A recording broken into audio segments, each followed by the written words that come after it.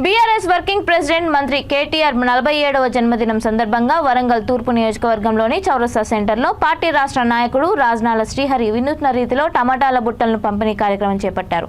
ఈ సందర్భంగా ఆయన మాట్లాడుతూ కేటీఆర్ రాష్ట్రానికి ఎనలేని కృషి చేస్తూ యువతకి ఉపాధి కల్పించడం కోసం ప్రపంచ దేశాల కంపెనీలను రాష్ట్రానికి తీసుకొస్తున్నందుకు అభినందనలు తెలిపారు. రాబోయే రోజుల్లో సీఎం పీఠాన్ని అధిరోహించాలని ఆకాంక్షించారు.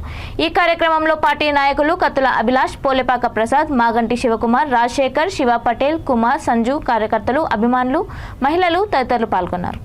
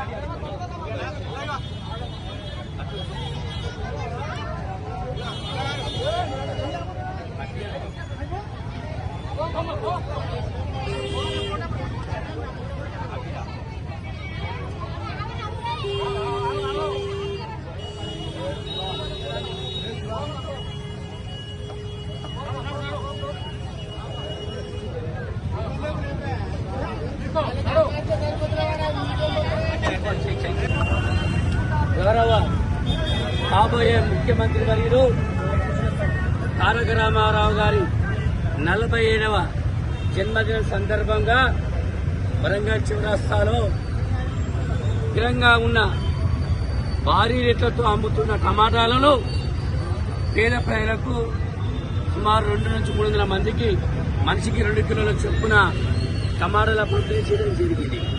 ఎందుకంటే కేసీఆర్ గారి యొక్క లక్ష్యం పేదలకు ఎటువంటి సంక్షేమ పథకాలు కానీ ఎటువంటి దాన ధర్మాలు చేసినా పేదలకు అందే విధంగా పేదలకు ఉపయోగపడే విధంగా చేయమంటారు కనుక వారి ఆదేశాలకు అనుసరిస్తూ ఈనాడు ఇటువంటి కార్యక్రమం చేయడం జరిగింది.